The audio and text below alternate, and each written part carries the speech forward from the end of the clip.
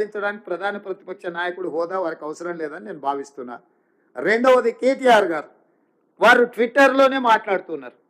వారు ఎక్కడుండి మాట్లాడుతున్నారే తెలంగాణ ప్రజలు గమనించాలి. వారు ఈరోజు అమెరికాలో ఉన్నారు. ఆయన ఫ్రెండ్స్తోనే అమెరికాకు పోయాడు. నో ప్రాబ్లం, నీకు ఫ్రెండ్స్ ఉన్నారు, పార్టీలు చేసుకోవాలా, నీకు నీ పర్సనల్ లైఫ్ని సాక్రిఫైస్ చేయమని మేము వివరం అడగడంలే. If you want to enjoy you can enjoy. కానీ నువ్వు అమెరికాలో నువ్వు విదేశీ పర్యటనలో ఉండి నువ్వు లైఫ్ ఎంజాయ్ చేసుకుంటూ ఇక్కడ బురదలో ప్రజల దగ్గర ఉన్న మంత్రులు లేరు. ఖమ్మం జిల్లాలో అసలు ఎక్కడ పోయిన ముగ్గురు మంత్రులు ఉన్నారని ప్రజలలో ఉన్న మంత్రులను పట్టుకొని నువ్వు ఈ దేశంలోనే లేవు.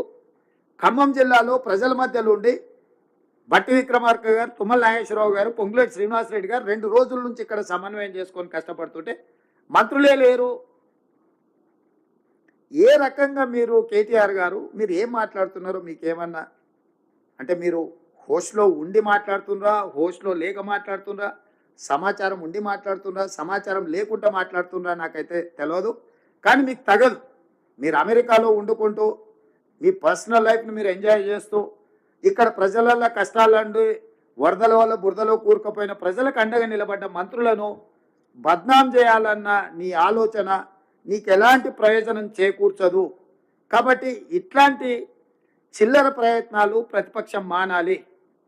ప్రతిపక్షం బాధ్యతాయుతంగా వ్యవహరించాలి. ప్రభుత్వానికి సూచనలు ఇవ్వాలి, సలహాలు ఇవ్వాలి, కలిసి పనిచేయాలి. విపత్కర సందర్భంలో రాజకీయాలను పక్కన పెట్టి మనందరం కలిసికట్టుగా పనిచేస్తే ప్రజలకు కొంత ఉపయోగం అవుతుంది. ఈరోజు కేంద్ర ప్రభుత్వం దగ్గర మనం నిధులు రాబట్టుకోవాలి. నిధులు రాబట్టుకోవాలంటే పాలకపక్షం ప్రతిపక్షం అందరం ప్రజాప్రతినిధులం కేంద్ర ప్రభుత్వానికి విజ్ఞప్తి చేయడమే కాకుండా అవసరమైతే ఒత్తిడి చేసి నిధులు తెచ్చుకుంటే అది తెలంగాణ రాష్ట్రానికి ఉపయోగపడుతుంది. మీరు ఈ విపత్తును జాతీయ విపత్తుగా ప్రకటించమని చెప్పరు. కేంద్ర ప్రభుత్వం నుంచి మనకి ఏం నిధులు కావాలని కేంద్ర ప్రభుత్వాన్ని అడగరు. కనీసం ప్రధాన ప్రతిపక్ష నాయకుడిగా 10 సంవత్సరాలు ముఖ్యమంత్రిగా తెలంగాణ ఉద్యమకారుని అని చెప్పుకునే మీరు తెలంగాణకి ఇంత కష్టం వచ్చి 16 మంది ప్రాణాలు కోల్పోయి, పశు సంపద కోల్పోయి, వేల కోట్ల రూపాయల ఆస్తులు నష్టపోయి అంటే 20 ఫీట్లు పైన ఇళ్లకు నీళ్ళు వచ్చి ప్రజలు కష్టాలలో ఉంటే కనీసం పలకరించడానికి కూడా మీకు మనస్కరించలేదు. అయ్యో పాపం అని సానుభూతి కూడా మీరు చూపించలేదు. మీరు ఈ రకంగా మాట్లాడితే ఇది తెలంగాణ ప్రజలకు నష్టం చేకూరుస్తుంది తప్ప తెలంగాణ ప్రజలకు ప్రయోజనం ఉండదు.